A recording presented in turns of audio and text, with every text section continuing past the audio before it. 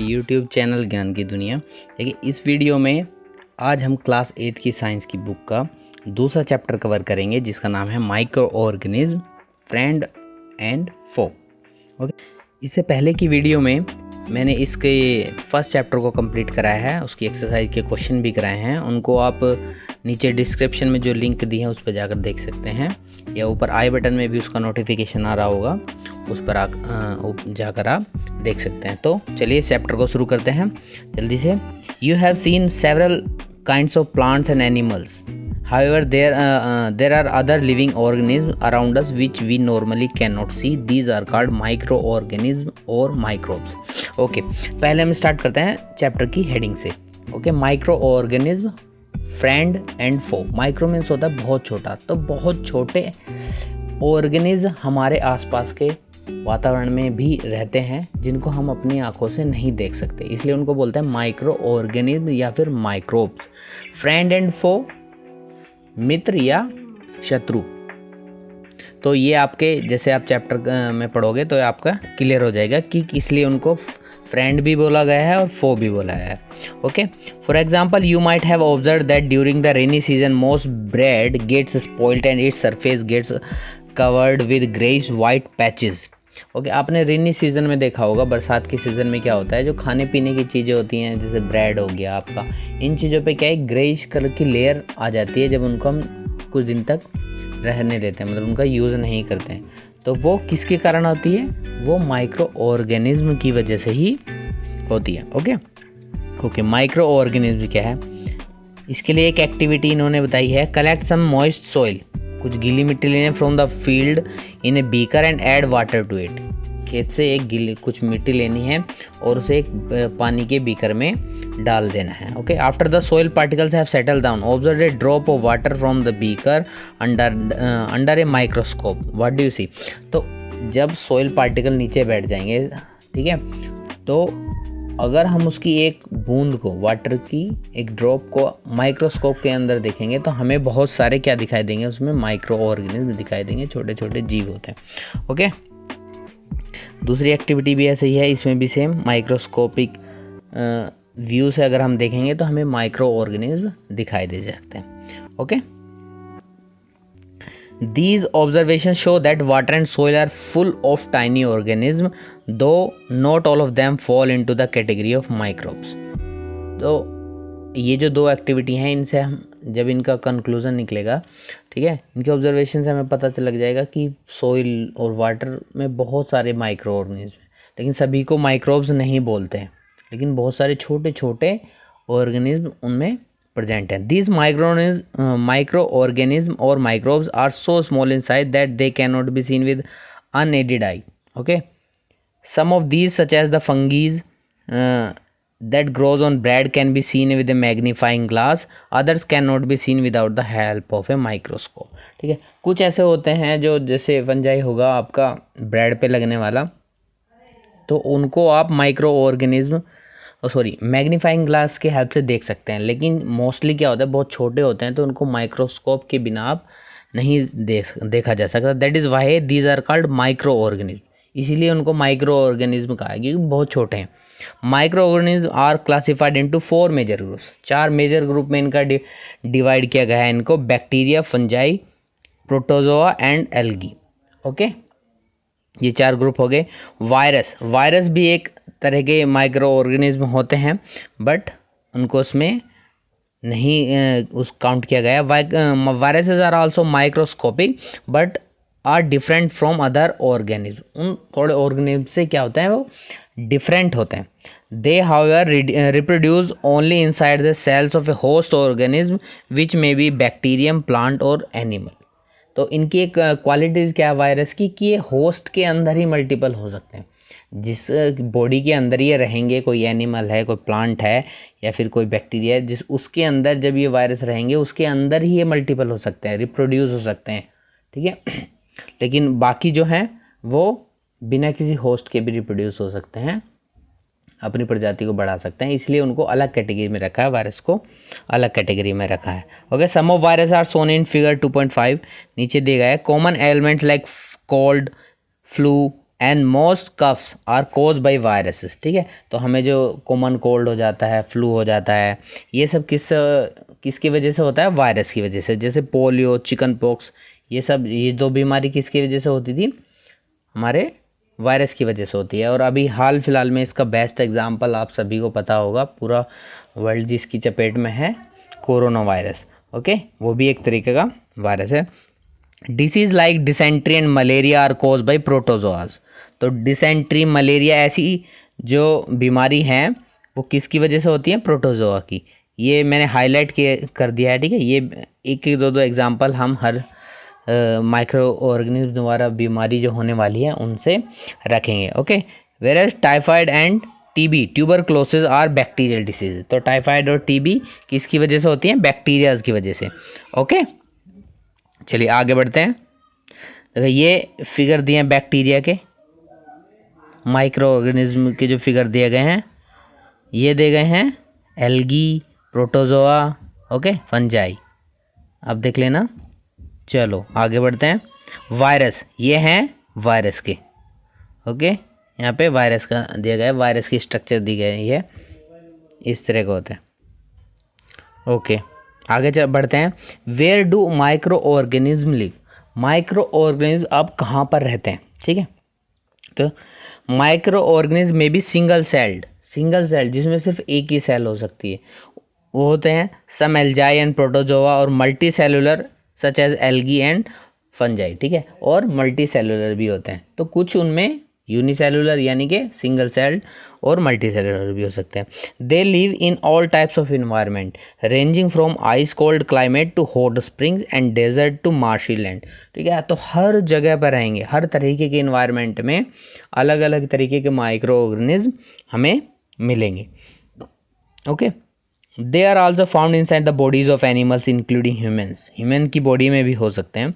Some micro organism grow on other organism while other exist freely. तो कुछ तो freely मिलते हैं और कुछ दूसरों की बॉडी पर भी मिलते हैं। ओके, माइक्रो ऑर्गेनिज्म एंड अस। ठीक है, अब हमारा और माइक्रो ऑर्गेनिज्म का कैसा रिलेशन है इसके बारे में जानते हैं। Micro organism play an important role in our life. हमारी लाइफ में बहुत इंपॉर्टेंट रोल प्ले करते हैं। कैसे? देखिए, some of them are beneficial in many ways where some others are harmful and cause disease. तो दोनों तरीके से हमारा इनसे रिलेशन है। कुछ हमारे लिए हार्मफुल हैं, कुछ हमारे लिए बेनिफिशियल है। कुछ से हमें फ़ायदा मिलता है और कुछ से हमें नुकसान होता है। ठीक है, नुकसान जिससे जो हमारे लिए बीमारी क्रिएट करते हैं। ओके, अब इनके बारे में डिटेल में पढ़ते हैं। चलिए, तो पहला फ्रेंडली माइक्रो ऑर्गेनिज्म, जिन माइक्रो ऑर्गेनिज्म से हमें बेनिफिट होता है, जो हमारे लिए फ़ायदे में रहते हैं, उनके बारे में पढ़ते हैं। Okay, micro organism are use for various purposes. They are use in the preparation of curd, bread and cake. ठीक है, इनकी प्रिपरेशन, इनको बनाने के लिए हमें माइक्रो ऑर्गेनिज्म की नीड होती है, हेल्प होती है। देखिए, छोटा सा हाईलाइट भी करके दिया। Production of alcohol, production of alcohol किसकी वजह से होता है? माइक्रो ऑर्गेनिज्म की वजह से। सदियों से ये चला आ रहा है। They are also found in cleaning up of the environment. Environment को क्लीन करने के लिए भी ये हेल्पफुल होते हैं। कैसे? For example, the organic waste, vegetable peels, remains of animals, feces, etc. are broken down into harmless and usable substance by bacteria. Recall that bacteria are used in the preparation of medicines. Medicine में भी काम आते हैं। In agriculture they are used increase soil fertility by fixing nitrogen. Nitrogen को fix करके क्या है, ये एग्रीकल्चर में यूज़ होते हैं। जो इन्वायरमेंट में वेस्ट होता है उसको डिकम्पोज करने के लिए कुछ माइक्रो ऑर्गेनिज्म हेल्प करते हैं। तो उन सब में ये हमें यूज़ आते हैं। ठीक है, अब देखिए एक एक करके पढ़ते हैं। Making of curd and bread. ठीक है, कर्ड एंड ब्रेड के लिए you have learned in class 7 that milk is turn into curd by bacteria. ठीक है, क्लास 7 में आपने पढ़ा होगा कि मिल्क जो है, मिल्क दूध जो होता है, उसकी दही जो बनती है, ठीक है, वो किसकी हेल्प से बनती है? बैक्टीरिया की हेल्प से बनती है। तो बैक्टीरिया माइक्रो ऑर्गेनिज्म होते हैं, तो कुछ बैक्टीरिया की हेल्प से हमें। Curd contains several micro organism, बहुत सारे के माइक्रो ऑर्गेनिज्म होते हैं। ऑफ दिस द बैक्टीरियम, एक बैक्टीरिया उसमें होता है लैक्टोबैसिलस। ओके, लैक्टोबैसिलस नाम का एक बैक्टीरिया होता है। Promotes the formation of curd, तो इसकी वजह से दही जल्दी बनती है। It multiplies in milk and converts it into curd. ठीक है, मिल्क में ये मल्टीप्लाइज होते हैं, रिप्रोड्यूस होते हैं एक दूसरे में जल्दी और उसको दही में कन्वर्ट कर देते हैं। Bacteria are also involve in the making of cheese, pickles and other food item. तो इन सब के लिए भी हमें माइक्रो ऑर्गेनिज्म की हेल्प लगती है, ठीक है। एन इम्पोर्टेंट इंग्रेडिएंट ऑफ रावा, सूजी, इडलीज एंड भतुराज इज कर्ड, ठीक है। तो ये जो कुछ फूड आइटम्स दिए गए हैं तो इनमें क्या है, हमें दही की ज़रूरत होती है।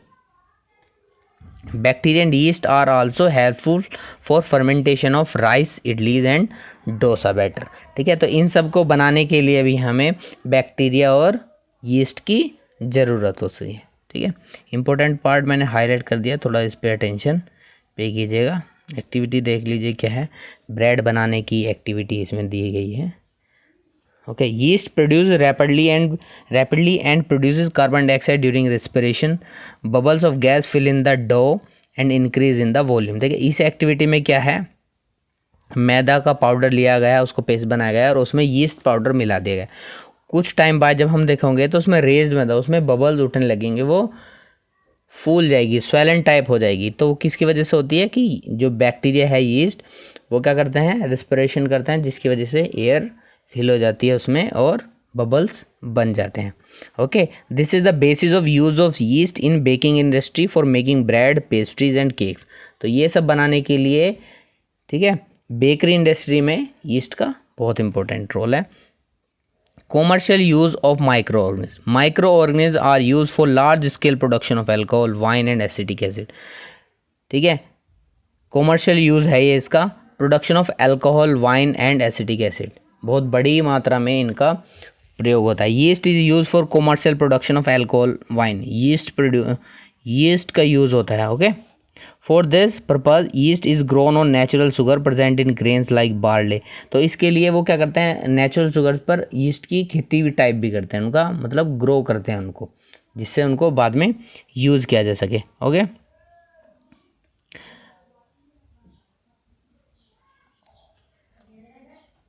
एक एक्टिविटी है, देखिए इसमें एक्टिविटी में क्या बता रखा है। Take a 500 beaker, fill up to 3/4 with water, ठीक है। Dissolve 2-3 tea spoon of sugar in it, उसमें थोड़ी चीनी मिला देंगे 2-3 चम्मच। Add a half spoon of yeast powder of the sugar solution. तो उस शुगर सॉल्यूशन जो हमने चीनी मिला के शुगर सॉल्यूशन बनाया उसमें थोड़ा सा क्या कर लेंगे, यीस्ट पाउडर मिला देंगे। Keep it covered in a warm place for 4-5 hours, 4-5 घंटे के लिए रख देंगे। अब उसकी स्मेल को अगर आप स्मेल करोगे तो कैसी स्मेल आएगी, वो अलग सी स्मेल आएगी। वो स्मेल कैसी होगी, अल्कोहल की, as sugar has been converted to alcohol by yeast. तो उससे अल्कोहल बनाई जा सकती है। The process of conversion of sugar into alcohol is known as fermentation. तो फर्मेंटेशन की डेफिनेशन क्या है कि शुगर का अल्कोहल में कन्वर्जन कर देना ही फर्मेंटेशन कहलाता है, ठीक है। Okay, medicinal use of micro organism. Medicinal use क्या है इसका, whenever you fall ill the doctor may have you some antibiotic tablets, capsule, injection ये देता है जब आप बीमार हो जाते हो।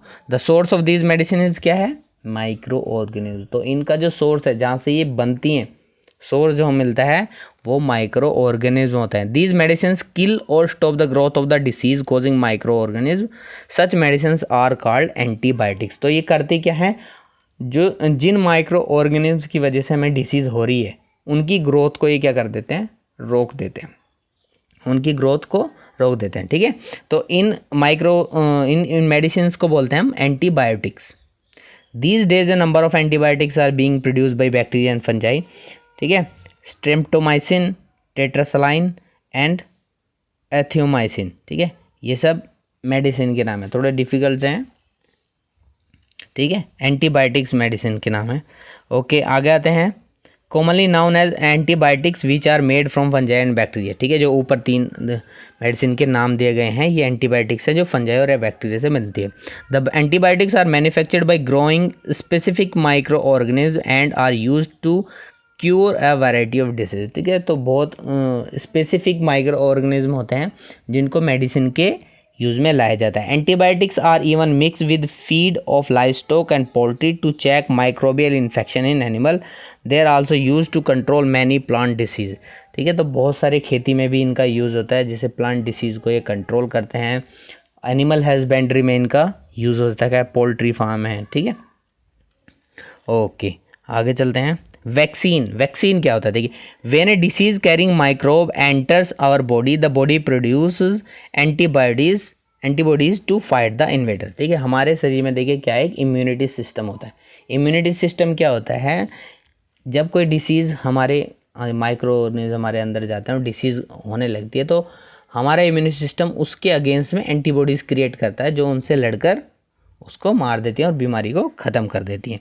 The body also remembers how to fight the microbe if it enters again. तो अगर एक बार हमें कोई बीमारी होगी तो हमारी बॉडी में एंटीबॉडीज़ बन जाएंगी। तो अगर हमें सेकंड टाइप बीमारी होगी तो पहले से हमारी बॉडी में एंटीबॉडीज़ मौजूद होगी और उनसे कैसे लड़ना है उनको पहले पता होगा, तो दूसरी बार में वो जल्दी ठीक हो जाएगा।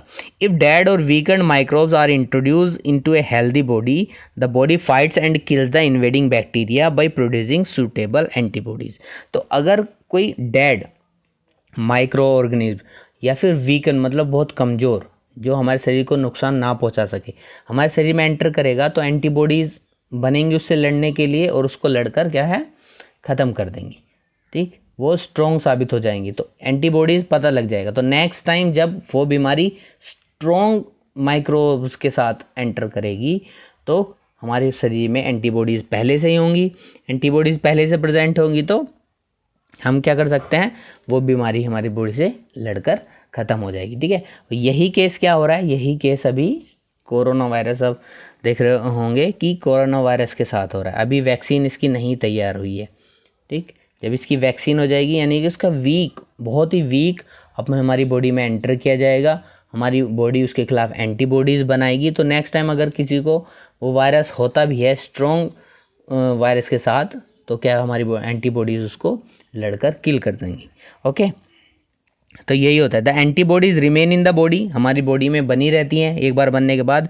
And we are protected from the disease causing microbes forever. ठीक है, तो हम हमेशा फिर उस तरह की डिसीज़ से बचे रहते हैं। This is how the vaccine work. तो इस तरह से वैक्सीन काम करती है। यानी वैक्सीन क्या होती है, जो वायरस या जो भी माइक्रो ऑर्गेनिज्म हैं उनकी क्या डेड और कमज़ोर फॉर्म होती है, बहुत वीकेंड फॉर्म होती है, जो हमारे शरीर में एंटर करती है, फिर हमारे शरीर में एंटीबॉडीज़ बनती है हमारी बॉडी में जो उनको किल करती हैं, और वो एंटीबॉडीज़ हमारी बॉडी में हमेशा बनी रहती हैं। नेक्स्ट टाइम अगर कुछ होगा तो हमारी एंटीबॉडीज़ उसको किल करके ख़त्म कर देती है। Several disease including cholera, tuberculosis, smallpox and hepatitis can be prevented by vaccination. ठीक है, तो आपको पता होगा कि जब छोटे बच्चे होते हैं उनको इंजेक्शन लगते हैं। ठीक है, हेपेटाइटिस के लगते हैं, स्मॉल पॉक्स के लगते हैं, जिससे उनके शरीर में क्या वो वैक्सीनेशन किया जाता है, उनको वैक्सीन दी जाती है कि अगर उनको फ्यूचर में ऐसी बीमारी हो तो वो क्योर हो जाएं उससे। ओके, आगे बढ़ते हैं। In your childhood you have been given injection to protect yourself. ठीक है, जो मैंने अभी बताया चाइल्डहुड में इंजेक्शन दिए जाते हैं। ठीक है, अपने पेरेंट्स से भी पूछ सकते हैं। It is essential to protect all children against these disease. तो सभी बच्चों को इन डिसीज़ के बारे में उससे बचाना होता है, डिसीज़ से। तो कैसे बचाएंगे, पहले वैक्सीनेशन करके। Okay, you might have seen advertisement on TV and newspaper regarding protection of children against polio under the pulse polio programme. ठीक है, तो काफ़ी लोगों ने इसके बारे में सुना होगा, टीवी पे एड्स भी आते हैं पल्स पोलियो प्रोग्राम, क्योंकि पोलियो जब यहाँ पर बीमारी थी, ठीक है, जो वायरस होती थी, तो उसका वैक्सीनेशन किया जाता था। तो ये सब क्या है, उनको वैक्सीनेशन देने के लिए बहुत ही ज़रूरी होता था बच्चों को, कि जिससे वो बड़े होकर उनमें वो बीमारी ना लगे। A world wide campaign against small pox has finally led to the eradication from most of the part. तो लगभग सभी जगह से वर्ल्ड के ये जा चुका है। ठीक है, these days vaccines are made on a large scale from micro organism to protect humans and other animals from several disease. तो माइक्रो ऑर्गेनिज्म से बहुत ही बड़े लेवल पे वैक्सीनेशन जो है वैक्सीन बनाई जाती है।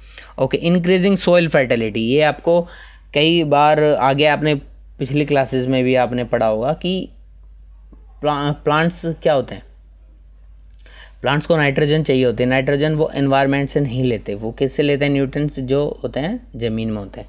तो ज़मीन की फर्टिलिटी कैसे बढ़ती है, कुछ माइक्रो ऑर्गेनिज्म ऐसे होते हैं जो इन्वायरमेंट ऑक्सीजन को, ठीक है, सोल्यूबल या यूजेबल फॉर्म में कन्वर्ट कर देते हैं, जिससे उसकी सोइल की फर्टिलिटी यानी उपजाऊता बढ़ जाती है। Okay, Some bacteria are able to fix the nitrogen from atmosphere to enrich the soil with nitrogen and increase its fertility. तो उसकी fertility को बढ़ा देते हैं. Those microbes are commonly called biological nitrogen fixer. Biological nitrogen fixer कौन से होंगे? जो environmental nitrogen को fix कर देंगे, ठीक है, उसमें मिट्टी में मिलने के लिए, जिससे उसकी फर्टिलिटी बढ़ जाए. ओके, अब आते हैं, देखिए ये कुछ दिए गए हैं आपके फिगर, दिए गए हैं 2. ओके, चलिए आगे बढ़ते हैं. Cleaning the environment. Okay, cleaning the environment. अभी इसमें आया था कि एनवायरनमेंट को क्लीन भी करते हैं. एनवायरनमेंट को क्लीन, देखिए डायरेक्टली मैं बता रहा हूँ, बहुत सारे हमारी चीज़ें क्या वेस्ट होती है. एनिमल डंग हो गया, एनिमल वेस्ट हो गया, ह्यूमन वेस्ट हो गया, जो डिकम्पोज हो जाते हैं. तो डिकम्पोज उनको कौन करता है? Micro organism. डिकम्पोज होंगे तो वहाँ से वो गंदगी ज़्यादा नहीं करेंगे. तो क्लीनिंग ऑफ एनवायरनमेंट इनका भी एक काम होगा. ओके, चलिए आगे बढ़ते हैं. The plant waste has been converted into manure by action of manures. ठीक है, इससे पहले चैप्टर में बनाया था कि जब मैन्योर्स बनते थे, ठीक है, तो एनिमल वेस्ट हो गया, ह्यूमन वेस्ट हो गया, तो जो वेस्ट चीज़ें हैं उन सबसे मिलाकर बनते थे, वो डिकम्पोज होता था. डिकम्पोज करते थे उसको microbes. Okay, the nutrients release in the process can be use the plants again. ये तो आपको बता ही दिया उसमें भी. ओके, आगे बढ़ते हैं. You often see large amounts of dead organic matter in the form of decaying plants and sometime dead elements on the ground. आपने देखा होगा डेड, या तो प्लांट्स टूट कर गिर गए हैं, तो कुछ डेड एनिमल्स पड़े हैं. You find that they disappear after some time. तो कुछ समय बाद वे वहाँ पर नहीं रहते. ठीक है, क्यों नहीं रहते हैं? This is because the micro organism decompose dead organic waste of plants and animals converting them into simple substances. ठीक है, उनको कन्वर्ट कर देते हैं, उनको डिकम्पोज कर देते हैं. These substances are again use by other plants and animals. ठीक है, वो दूसरे द्वारा एनिमल्स प्लांट्स द्वारा यूज कर लिए जाते हैं. दस microorganisms can be used to degrade the harmful and smelly substances and thereby clean up the environment. ठीक है, इस तरह से वो environment को क्लीन करते हैं. Okay, harmful organism. अभी तक हम किसके बारे में पढ़ रहे थे? जो फ्रेंडली माइक्रो ऑर्गेनिज्म थे, ठीक है, जिनसे हमें बेनिफिट होता है. अब हम पढ़ेंगे हार्मफुल माइक्रो ऑर्गेनिज्म जो हमें नुकसान पहुंचाते हैं. ठीक है, microbes are harmful in many ways. Some of microorganisms cause disease in human beings, plants and animals. ठीक है, डिसीज़ कोज करते हैं, जिनकी वजह से डिसीज़ होती है. तो ऐसे ही डिसीज़ कोज करने वाले माइक्रो ऑर्गेनिम्स क्या कहलाते हैं? पैथोजेंस. पैथोजेंस कहलाते हैं. Okay, some micro organisms spoil food, clothing, leather. तो हमारा खाने को भी बेकार कर देते हैं कुछ चीज़ें. ठीक है, कपड़ों को बेकार कर देते हैं. Okay, disease causing micro organism in humans. तो ऐसे माइक्रो ऑर्गेनिज्म जो ह्यूमन्स में डिसीज़ क्रिएट करते हैं, pathogens.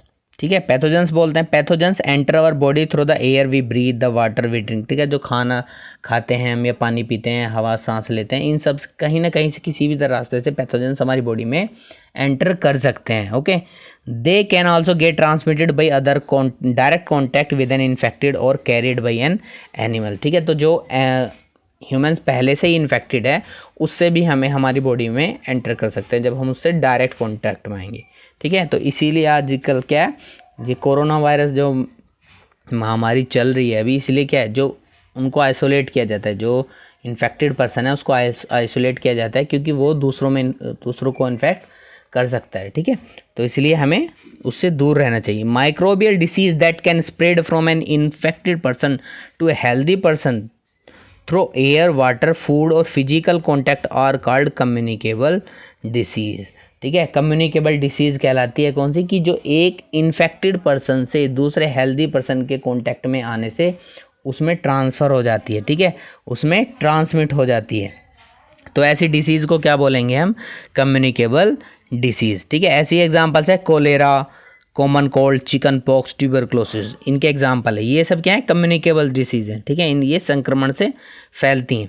When a person suffering from common cold sneezes, fine droplets of moisture carrying thousand of viruses are spread in air. The virus may enter the body of healthy person while breathing और cause infection. ठीक है, तो infected person है, common cold से infect हो रहा है, जब वो छींकेगा, स्नीज करेगा या कफ करेगा, ठीक है, तो उसके स्मॉल ड्रॉपलेट्स, बहुत ही छोटे छोटे ड्रॉपलेट्स एयर में आ जाएंगे. तो अगर वो हेल्दी पर्सन के कांटेक्ट में आ जाएंगे तो वो पैथोजेंस वहाँ से उसकी बॉडी में ट्रांसफ़र किया जाएगा. इसीलिए अभी देख रहे हो आप सभी लोग क्या है, मास्क लगाकर घूम रहे हैं. मास्क जिससे जो ये ड्रॉपलेट्स एयर में ना जाए, किसी के दूसरे को इन्फेक्ट ना करे। ठीक है, अब आगे बढ़ते हैं। There are some insects animals which act as carriers of disease causing microbes. ठीक है, तो कुछ ऐसे इंसेक्ट्स होते हैं, एनिमल्स होते हैं जो इनके कैरियर का काम करते हैं। ठीक है, इनको ले जाने का काम करते हैं, यानी इनके थ्रू ही एक जगह से दूसरी जगह पे माइक्रोब्स क्या है कन्वर्ट होता है। House fly in such is one such carrier. ठीक है, हाउस फ्लाई जो घर में मिलने वाली मक्खी होती है, तो वो भी ऐसा ही एक कैरियर साबित होती है। ओके, ये क्योंकि ये जगह जगह पर बैठती रहती है, तो एक जगह से पैथोजेंस जो हैं वो माइक्रोऑर्गेनिज्म दूसरी जगह पर ये ट्रांसमिट कर सकती है। Okay, the fly sit on the garbage and animal excreta, इधर उधर बैठती है। Pathogens stick to their bodies. ठीक है, उनकी बॉडी से चिपक जाते हैं। When these flies sit on uncovered food when they may transfer the pathogens. ठीक है, तो कोई फूड कवर्ड नहीं है तो उस पर जाकर बैठेंगे तो वहाँ से पैथोजेंस ट्रांसफ़र कर सकते हैं। इसलिए क्या बोला जाता है, इसे बोला जाता है कि खाने को कभी अनकवर नहीं छोड़ना चाहिए, उसे ढक कर रखना चाहिए। मार्केट में आप जाओ तो खुला भोजन आपको नहीं करना चाहिए, क्योंकि वहाँ पे हो सकता है आपको बीमारी लग जाए। ठीक है, डिसीज़ हो जाए, क्योंकि वो खुला रहता है, उस पर हाउस फ्लाई बैठी रहती हैं। Whoever eats the contaminated food is likely to get sick। तो ऐसा खाना, कोई कंटेमिनेटेड फूड जो खाएगा, जो ख़राब हो चुका है या जिस पे पैथोजन लगे हैं, ठीक है, हमें दिखेंगे तो है नहीं, तो हम क्या है बीमार हो जाएं। So it is advisable to always keep food covered, हमेशा फूड को कवर्ड रखना चाहिए। Avoid consuming uncovered food items, तो हमें दूर रहना चाहिए, हमें नहीं, उनसे दूरी बनाकर रखनी चाहिए अनकवर्ड फूड आइटम से। अनदर एग्जाम्पल ऑफ कैरियर, ठीक है, कैरियर का दूसरा एग्जाम्पल क्या है, एक फीमेल एनाफिलिस मॉस्किटो, एक मच्छर का नाम है, मॉस्किटो का नाम है एनाफिलिस। ठीक है, which carries the parasite of malaria Plasmodium. ठीक है, प्लाज्मोडियम जो है एक माइक्रो ऑर्गेनिज्म है जिससे मलेरिया डिसीज होती है। ये कौन, एनाफिलिस मॉस्किटो के द्वारा होता है। Female aedes mosquito acts as the carriers of dengue virus. ठीक है, डेंगू वायरस का जो कैरियर है वो कौन है, एडीज मॉस्किटो। ओके, तो ये सब क्या है, कैरियर हैं, इन सब से हमें दूसरी बीमारियां हो सकती हैं। All mosquitoes breed in water, hence one should not let water collect anywhere in cooler, tyre, float pot. तो जो सभी तरह के मॉस्किटोज होते हैं जो किस में होते हैं, पानी में इनकी प्रोड्यूस होते हैं ये। ठीक है, ब्रीड करते हैं पानी में, तो कहीं भी बरसात के मौसम में अपने आसपास जो है पानी को नहीं रुकने देना, इकट्ठा नहीं होने देना। इसलिए बोला जाता है कि जो खाली टीन टायर आपके आसपास पड़े होते हैं, कि जो छत पे रख देते हैं डब्बे जिनमें पानी इकट्ठा हो जाता है बारिश के मौसम में, तो ऐसा नहीं रखना चाहिए जिससे पानी इकट्ठा ना हो। पानी इकट्ठा होगा तो मॉस्किटोज़ होंगे, आपको बीमार होने के ज़्यादा खतरा होगा। ठीक है, इसलिए हमें अपनी सराउंडिंग क्लीन रखनी चाहिए जिससे इस तरह की ब्रीड ना हो। ठीक है, अब एक टेबल दी गई है यहाँ पर। ठीक है, some common human disease cause by micro organism, तो इसको पढ़ लेंगे कि इसमें ह्यूमन डिसीज़ दी गई हैं कोजिंग माइक्रो ऑर्गेनिज्म, किस माइक्रो ऑर्गेनिज्म के द्वारा होती हैं, मोड ऑफ ट्रांसमिशन क्या है, ओके, और प्रिवेंटिव मेजर क्या है, उससे बचने के इलाज क्या है। जैसे ट्यूबरक्लोसिस है, टीबी जिसको बोलते हैं, किसके कारण होता है, बैक्टीरिया के कारण। ट्रांसमिशन क्या है, मोड ऑफ ट्रांसमिशन एयर। इससे बचने के लिए क्या करेंगे, keep the patient in complete isolation, बिल्कुल अलग रख दो। ठीक है, keep the personal belongings of the patient away from those of the others. ठीक है, तो दूसरों से उसकी जो सामान है उसको भी दूसरों से अलग रख दो। Vaccination to be given at suitable age, तो सुटेबल एज मतलब जहाँ जैसे बच्चे छोटे एज में क्या है उसको एक वैक्सीनेशन, टीकाकरण जिसको होता है, वैक्सीन उसको पहले से ही दे दो। तो ये इसके प्रिवेंटिव मेजर्स हैं। ठीक है, तो इस तरह से आप ये टेबल पूरा पढ़ लेना। अब हम आगे चलते हैं। Some of the common disease affecting humans, their mode of transmission and fusion, ये सब दिया हुआ है टेबल 2.1 में। Disease causing micro organism in animals. ठीक है, अभी हम क्या जो ह्यूमन्स में डिसीज़ होती हैं उनके जो माइक्रो जो उनको करते हैं उसके बारे में पढ़ रहा था। अभी एनिमल्स के बारे में पढ़ते हैं। Several micro organism not only cause disease in humans and plants.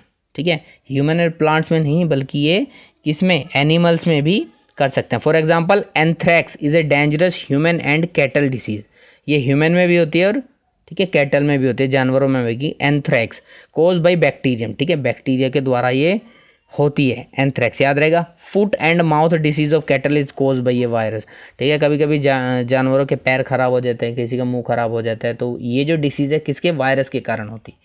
तो ये सब माइक्रो ऑर्गेनिज्म एनिमल्स को भी नुकसान पहुंचाते हैं। Disease causing micro organism in plants, ठीक है। अब पौधों में क्या डिसीज होते हैं, several micro organism cause disease in plants like wheat, rice, potato, sugar cane, orange, apple and others, ठीक है। इन सब में भी इनको डिसीज हो सकती है। The disease reduce the yields of the crops, ठीक है। तो जो हमारा उत्पादन होगा फसल का वो कम हो जाएगा, ठीक है, अगर उसमें बीमारी लग जाएगी, डिसीज हो जाएगी। Okay, table 2.0 for such plant disease, अब नीचे टेबल दी है। They can be control by the, देखिए ये एक टेबल दी गई है जो प्लांट्स में होती है, जैसे सिट्रस कैंकर, माइक्रो किसके द्वारा होती है, बैक्टीरिया के द्वारा, मोड ऑफ ट्रांसमिशन एयर, ठीक है। तो ये जैसे ह्यूमंस के लिए दी गई ऐसी प्लांट्स के लिए दी गई है, ठीक है। अब इनका कंट्रोल किया जा सकता है, they can be control use of certain chemicals which kill the microbes, तो केमिकल्स के द्वारा इनको कंट्रोल किया जाता है, ठीक है, छिड़काव किया जाता है। अब देखिए फूड पॉइजनिंग, फूड पॉइजनिंग एक बहुत कॉमन सी बीमारी है आजकल खुले वातावरण में। फूड पॉइजनिंग क्या है, देखो Boojho was invited by his friend to a party and he ate a variety of food stuff, on reaching of home he start vomiting, ठीक है। एक पार्टी में बोजो के फ्रेंड ने खाना खाया, लेकिन घर पर जाकर वो क्या वॉमिट करने लगा और उसको हॉस्पिटल ले जाना पड़ा, ठीक है। The doctor said that this condition could be due to food poisoning, doctor ने कहा कि ये कंडीशन किसकी वजह से हो सकती है, फूड पॉइजनिंग की वजह से, ठीक है। फूड पॉइजन क्या है, देखो नाम से लग रहा है कि फूड पॉइजन, पॉइजन में जहर, कि खाने में जहर है, नहीं, खाने में जहर नहीं होता। देखिए क्या होता है, food poisoning could be due to the consumption of food spoiled by some micro organism, ऐसा फूड जो कुछ माइक्रो ऑर्गेनिज्म ने खराब कर दिया है, ठीक है, उसको खा लेना, वो कहलाएगा आपका फूड पॉइजनिंग, वो आपका फूड पॉइजनिंग होता है, ठीक है। Micro organism that grow on our food sometimes produce toxic substance, तो जो हमारे फूड पर माइक्रो ऑर्गेनिज्म ग्रो कर जाते हैं वो क्या है, टॉक्सिक सब्सटेंस क्रिएट करते हैं। तो जब हम उस खाने को खाएंगे तो वो टॉक्सिक सब्सटेंस हमारी बॉडी में जाएगा, जिसकी वजह से हमें वोमिट वगैरह सिम्टम्स हो सकते हैं, ठीक है। तो ये होता है food poisoning. Okay, these make the food poisonous causing serious illness and even death, तो ये बहुत सीरियस इलनेस भी हो सकती है और इससे किसी की डेथ भी हो सकती है। So it is very important that we preserve food to prevent it from being spoiled, तो ये बहुत ध्यान रखना चाहिए कि खाने को किस तरह से प्रिजर्व करके रखना है, ठीक है, जिससे वो खराब ना हो। फूड प्रिजर्वेशन, फूड देखिए अब हमें क्या होता है, हमें बहुत से ऐसे फूड बनाते हैं जिनको हमें एक लंबे टाइम तक रखना होता है, अगर हम उनको ऐसे ही छोड़ देंगे तो माइक्रो ऑर्गेनिज्म क्या करेंगे, उनको खराब कर देंगे। तो उनको हमें क्या करना है, इस तरह से प्रिजर्व करना है जो हम उसको लंबे टाइम तक यूज़ करते रहें, ठीक है। In chapter 1 we have learned about the method use to preserve and store food grains, chapter 1 में हमने क्या ग्रेन्स को कैसे स्टोर करते हैं, प्रिजर्व करते हैं, उसके बारे में पढ़ा था। वो क्या बना हुआ खाना नहीं था, अब क्या है, हम कुकड फूड को, जो हम खाना बना दिया हमने, ठीक है, फूड बना दिया, उसको किस तरह से स्टोर कर सकते हैं। ओके, तो बहुत सारे हमें खतरा रहता है कि माइक्रो ऑर्गेनिज्म उस पर अटैक कर सकते हैं, ठीक है, अगर हम उनको सही से प्रिजर्व नहीं करेंगे। Spoiled food emits bad smell and has a bad taste and change colour, ठीक है, अगर आपको पता चलो कि हमें कैसे पता चलेगा कि कौन सा खाना ख़राब हो गया, तो उसमें क्या स्मेल बैड आएगी, अब खाओगे उसको तो उसका टेस्ट बेकार हो जाएगा, कलर भी चेंज हो जाता है, तो इसका मतलब फूड हमारा ख़राब हो गया। ओके, आगे यहाँ तकते हैं केमिकल मेथड। केमिकल मेथड क्या है, फूड को प्रिजर्व करने के लिए केमिकल्स का यूज़ करके। Salts and edible oils are the common chemical generally use to check the growth of micro organism, therefore they are called preservatives, ठीक है। सॉल्ट्स, सोडियम क्लोराइड एक केमिकल आपका, नमक जिसको बोलते हैं, और एडिबल ऑयल्स खाने वाले तेल जो होते हैं, ये हमारे प्रिजर्वेटिव होते हैं जिनसे खाना जल्दी से ख़राब नहीं होता, वो माइक्रो ऑर्गेनिज्म की ग्रोथ को नहीं होने देते हैं, इसलिए उनको क्या कहते हैं, प्रिजर्वेटिव्स कहते हैं। वी ऐड सॉल्ट और acid preservatives to pickles to prevent the attack of microbes, तो जब हम पिकल्स बनाते हैं, अचार बनाते हैं, तो उसको भी प्रिजर्व करने के लिए हम क्या करते हैं, उसमें नमक भी डालते हैं, कुछ एसिड प्रिजर्वेटिव भी डालते हैं। Sodium benzoate and sodium metabisulphite are common preserve, ठीक है, ये कॉमन प्रिजर्वेटिव है जो पिकल्स में यूज़ होते हैं। These are also use in jams and squashes to check their spoilage. Jams और स्क्वैशेस में भी इनका यूज़ होता है, ठीक है। Preservation by common salt. Common salt के द्वारा कैसे होता है? Common salt has been use to preserve meat and fish. Meat and fish को देखिए, जहाँ पर अगर आपने देखा होगा मीट और फिश को जहाँ पे सेल होती है तो वहाँ पर उनको किस लिए नमक में रखा जाता है, ठीक है, जिससे वो ख़राब ना हो, लंबे समय तक सेल हो सकते हैं, बेचे जा सकते हैं। Meat and fish are covered with dry salt to check the growth of bacteria. Salting is also use to preserve amla, raw mangoes, turmeric and etcetera, ठीक है। तो इन सब को भी क्या सॉल्ट से प्रिजर्व किया जा सकता है, कॉमन साल्ट जो हमारे घर में मिलते हैं, नमक। प्रिजर्वेशन बाय शुगर, तो कुछ का प्रिजर्वेशन किससे? शुगर के हेल्प से भी होता है, जैसे jam, jellies and squashes are preserved by sugar. ये शुगर के हेल्प से प्रिजर्व किए जाते हैं। Sugar reduce the moisture content which inhibits the growth of bacteria which spoil food. तो किस तरह से कंट्रोल करता है ये क्या करता है? मॉइस्चर को कम कर देता है। मॉइस्चर कम होगा तो उनकी ग्रोथ नहीं होगी, ठीक है। तो इस तरह से शुगर प्रिजर्व करता था।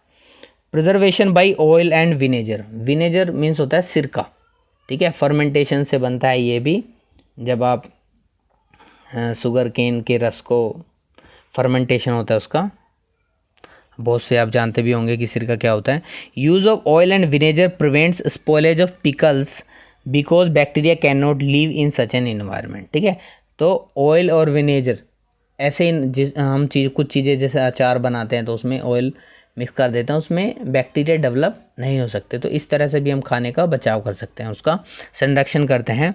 Vegetables, fruit, fish and meat are often preserved by this method, ठीक है। और ये चीज़ें भी इनसे बचाई जाती हैं। Heat and cold treatment. Heat and cold treatment देखिए ये क्या है?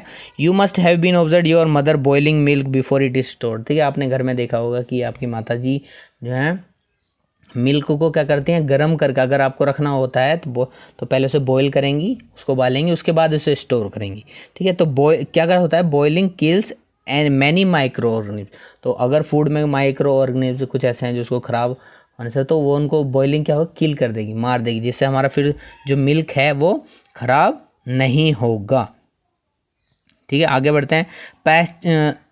ओके यहाँ से similarly we keep our food in the refrigerator, ठीक है। रेफ्रिजरेटर में क्या कोल्ड ट्रीटमेंट हो गया, तो वहाँ पे रखते हैं, जिससे लो टेम्परेचर क्या रोक देता है माइक्रोब्स की ग्रोथ को, वो भी ग्रोथ नहीं होने देता है। Pasteurised milk can be consumed without boiling as it is free from harmful microbes. The milk is heated to about 70 degrees Celsius for 15 to 30 seconds and then suddenly chilled and stored. By doing so, it prevents the growth of microbes. This process was discovered by Louis Pasteur. It is called pasteurization, ठीक है। देखो pasteurisation एक process है। इस process में क्या करते हैं? ध्यान सुनना, पूरा प्रोसेस मैंने हाईलाइट किया है। मिल्क को क्या करेंगे? इसको पहले बॉईल करेंगे, ठीक है, हीट करेंगे 70 डिग्री सेल्सियस पे 15 से 30 सेकंड के लिए, और उसको एकदम फिर से ठंडा कर देंगे, ठीक है, और स्टोर कर देंगे। इसलिए इसको क्या बोलते हैं? पास्चराइजेशन बोलते हैं, ठीक है। Storage and packaging. These days dry fruits and even vegetables are sold in sealed air tight packet to prevent the attack of microbes. आपने बहुत सारी चीज़ें देखी होंगी, वो किस तरह की पैकिंग में होती है? एयर टाइट पैकिंग में, ठीक है, ना उसके बाहर, ठीक है, एयर अंदर जाती है ना उससे बाहर कुछ आ सकता है, बिल्कुल एयर भी नहीं आ सकती है। तो वो भी हमारा बचाव करती है माइक्रोब्स के अटैक से। Okay, nitrogen fixation. एक वर्ड ये पहला आया था कि कुछ बैक्टीरिया क्या करते हैं? नाइट्रोजन फिक्स करते हैं सॉइल की फर्टिलिटी को इंक्रीज करने के लिए। अब ये क्या होता है नाइट्रोजन फिक्सेशन? ठीक है, आपने क्लास 6-7 में पढ़ा होगा राइजोबियम के बारे में। राइजोबियम, ठीक है, लिग्यूम्स जो होते हैं, जो दालें होती हैं, फलियां वाली पौधे होते हैं, उनकी जड़ों में पाया जाता है। ये क्या करता है? नाइट्रोजन, इन्वायरमेंटल नाइट्रोजन को कन्वर्ट कर देता है प्लांट्स द्वारा यूजेबल फॉर्म में, ठीक। It is involve in the fixation of nitrogen in the leguminous plants, ठीक है, पल्सेस, फलीदार जो होते हैं। Rhizobium lives in the root of nodules, ये मैंने आपको बता दिया। Sometimes nitrogen gets fixed through the action of lightning, so but you know that the amount of nitrogen in the atmosphere remains constant, so many wonder how. Let us understand this in the next section. Okay, आप सोचते हो कि देखो environment में क्यों nitrogen है वो हमेशा फिक्स रहती है।